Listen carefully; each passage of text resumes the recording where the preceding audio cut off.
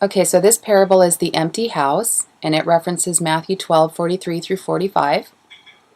Okay, and it says the setting.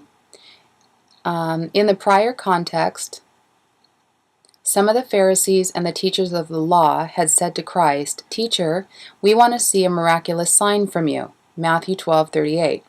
This type of request suggests that some of the religious leaders who had heard Christ refuting the accusation that he operated by Satan's power were now questioning whether they were right in rejecting him as Messiah. Thus, they had come to ask him for a sign that would demonstrate conclusively to their satisfaction that he was what he claimed to be. Christ refused to give them any additional signs other than the sign of Jonah, which is the story of Jonah that was in the whale for 3 days. See, a lot of Old Testament stuff is actually like a prerequisite idea of Christ. Jonah was in the whale for 3 days. Christ was in the ground for 3 days. Jonah came out, and Christ also came out of death. Okay, so maybe you'll understand that as we move on. Reading that again, Christ refused to give them any additional signs other than the sign of Jonah, which was the coming evidence through his bodily resurrection that he was the Messiah. Christ had already proved his authority in the realm of nature by stilling storms and walking on water. He did, by the way. He made storms calm, and he walked on water in the Sea of Galilee in Israel, and the apostles witnessed this. Okay, he had also shown his power over sickness and disease by his many miracles of healing, his power over Satan by casting out demons. He had demonstrated his power over death by restoring the dead to life, which is the story of Lazarus. I'm sorry, I always get Nazareth and Lazarus confused, but he raised Lazarus from the dead. And he had shown his authority to forgive sin. If such evidence was rejected, no further evidence could be given that would satisfy the skeptics. Christ anticipated a forthcoming judgment on the nation, on that generation, Matthew 12:41 through 43. The problem: the following questions naturally arose. What was the state of the nation now that it had rejected all the evidence already offered by Christ concerning his person?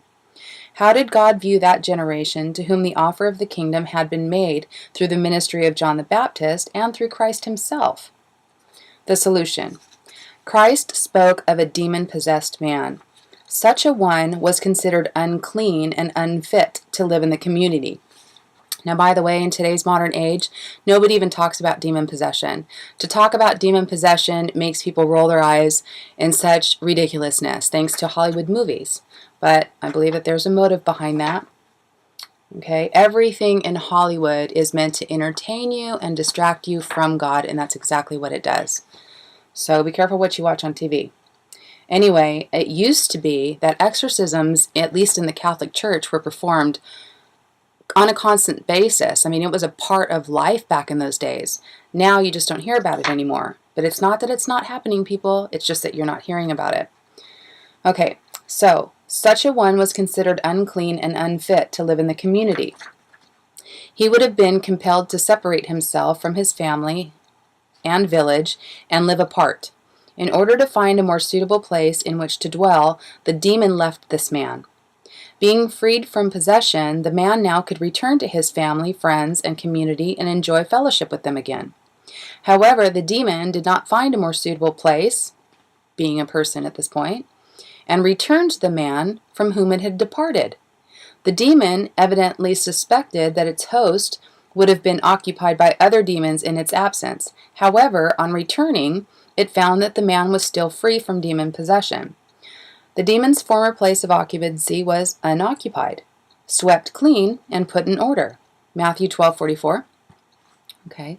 What follows in the parable suggests that the demon left the man because of loneliness and to seek companionship with other demons. Demons are they're just fallen angels. I mean, people need to understand that there is, in fact, a spiritual world. Okay? Demon is another thing that, at least when I give a description of something, it's because in my own head I once thought this way. And so you can put any other word that you want to in demon's place. Basically what it is it is a fallen angel. So it's no longer an angel of God. It is one of Lucifer's angels. Okay, so if that makes you feel better, look at demons when I say it from that perspective.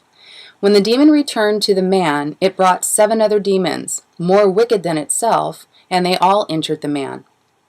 Consequently, the man was again forced to withdraw from his family, friends, and community and live in isolation. Thus, as tragic as was the man's condition at the beginning, his final condition now was worse. Instead of being host to one demon, he was now host to it and 7 others, all whom would seek to operate through him. Christ's application was, "That is how it will be with this wicked generation." John the Baptist in his ministry had addressed the sinful nation of Israel and called the people to repentance.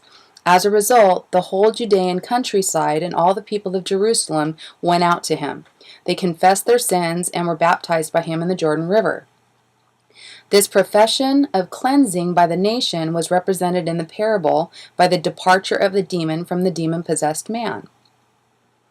Although the disciples of John the Baptist had their baptism Although the disciples of John the Baptist had by their baptism professed to have faith in the coming Messiah, they subsequently came under the influence of the unbelief of the leaders of Israel and turned away from the Messiah. Thus, the original profession of cleansing was only temporary, not permanent. If the nation of Israel had turned in faith to Christ, then the cleansing initiated by John would have been made permanent, and the people would have been delivered from their uncleanliness. But now, because of rejecting Christ, the nation that professed through baptism their desire to experience cleansing was now in a worse state than before their profession. They were permanently separated from God at this point because of their uncleanliness. Permanent cleansing had been available, but it was rejected.